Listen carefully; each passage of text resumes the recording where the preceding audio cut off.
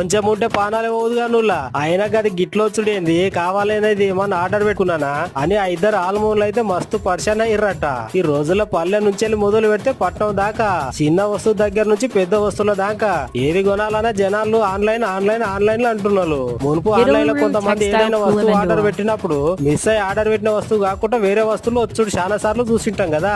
అచ్చు ఇప్పుడు సుత గట్లనే జరిగింది వాళ్ళ. కాకపోతే గిట్ల కాదు, ఆర్డర్ పెట్టుకుంటే తప్పిపోయి వచ్చింది వస్తువు కాదు. మరి ఏందనుకుంటుర్రా, నేను చెప్పుడు కాదు గాని మీరే చూడండి. ఆహా చూసిరా ఏందో నాగరాజా బుస్ బుస్ నాగరాజా.